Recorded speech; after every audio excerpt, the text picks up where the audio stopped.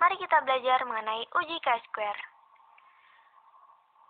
Chi-square disebut juga chi-kuadrat, yaitu salah satu uji komparatif non-parametrik. Skala data yang digunakan adalah data kategorik. Tujuannya mengetahui hubungan antar variabel yang terdapat pada baris dan kolom. Karakteristiknya, yang pertama, bentuk kurva miring positif atau tidak negatif. 2. Didasarkan pada derajat kebebasan. 3. Ketajaman distribusi chi-square tidak tergantung pada ukuran sampel, tapi pada banyaknya kategori. 4. Semakin meningkat jumlah derajat kebebasan, maka semakin mendekati distribusi normal. Mari kita coba menghitung pada soal berikut ini. Hal yang pertama kita lakukan adalah menentukan hipotesis terlebih dahulu. H0 yaitu tidak terdapat hubungan secara signifikan antara pendidikan dengan kebiasaan merokok, dan HA yaitu terdapat hubungan secara signifikan antara pendidikan dengan kebiasaan merokok. Tahap selanjutnya adalah kita ubah data pada tabel menjadi data value. Nah, bisa kita lihat jumlah merokok itu ada 37, tidak merokok 63, kemudian pendidikan tidak sekolah ada 25, SD 32, dan seterusnya. Nah, data tersebut kita ubah menjadi data value menggunakan value kebiasaan, itu ada 1 merokok, 2 tidak merokok, dan value tingkat pendidikan itu 1 tidak sekolah, 2 sekolah dasar, 3 SMP, 4 SMA, dan 5 perguruan tinggi. Nah, kemudian dari data tabel kita ubah menjadi data value menjadi seperti berikut ini, menggunakan value yang tadi.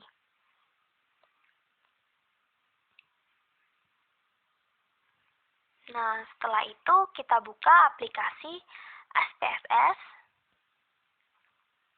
Kemudian pada variabel view kita buat nama variabel yang pertama yaitu kebiasaan. Pada value kita masukkan value yang tadi kita gunakan, yaitu untuk kebiasaan itu 1 adalah merokok atau perokok.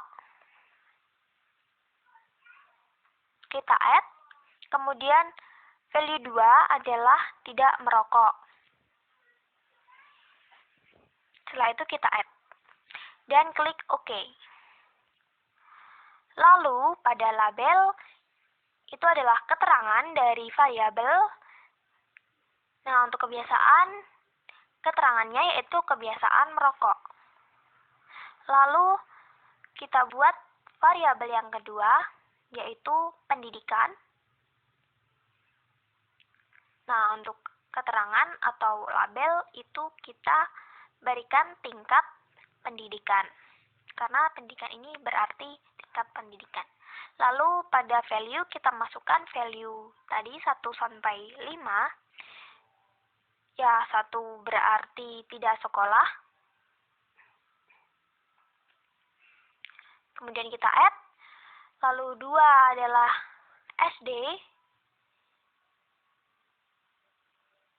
Kita klik add. Lalu 3 adalah SMP.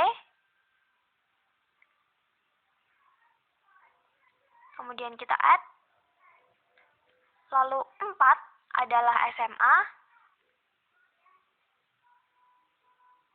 Kita add. Dan untuk yang terakhir 5 adalah perguruan tinggi.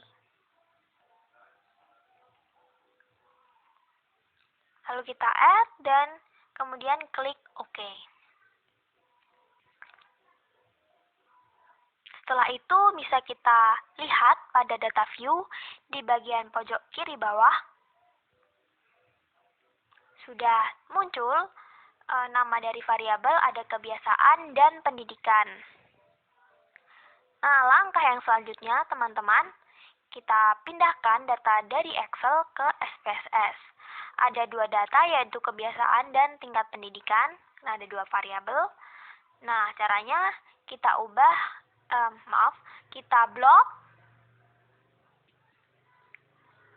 kita blok data dari variabel kebiasaan.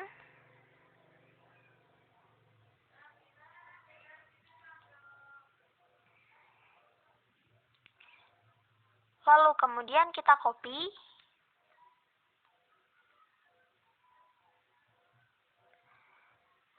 Dan kita pastekan pada SPSS. Karena tadi data kebiasaan, maka kita paste di row kebiasaan. Nah, lalu untuk pendidikan kita lakukan hal yang sama, yaitu kita blok datanya.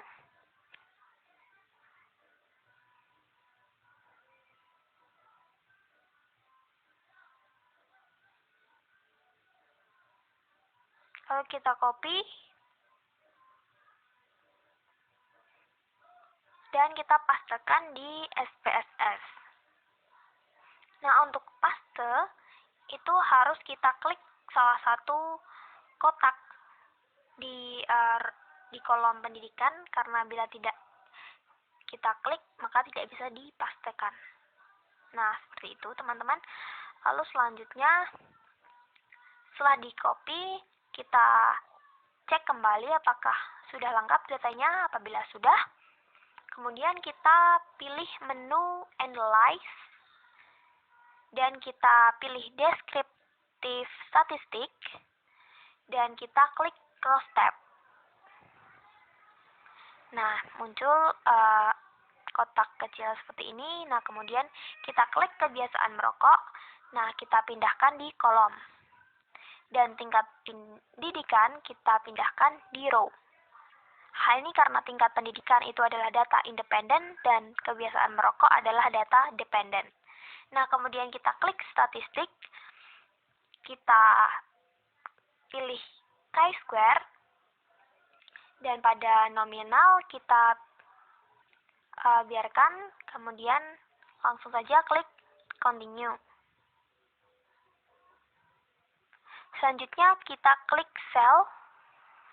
Nah, pada count kita pilih expected. Nah, kemudian percentage itu kita pilih row. Lalu klik continue. Nah, setelah itu langsung saja klik OK. Lalu muncul hasilnya teman-teman sebagai berikut. Ada case processing summary, lalu ada cross tabulation-nya. Bisa kita lihat sebagai berikut. Lalu di paling bawah akan ada hasil dari chi-square. Oke, di tabel cross tabulation kita bisa menginterpretasikan bahwa posisi tertinggi untuk responden yang memiliki kebiasaan merokok terdapat pada tingkat pendidikan SD, di mana terdapat sejumlah 15 responden.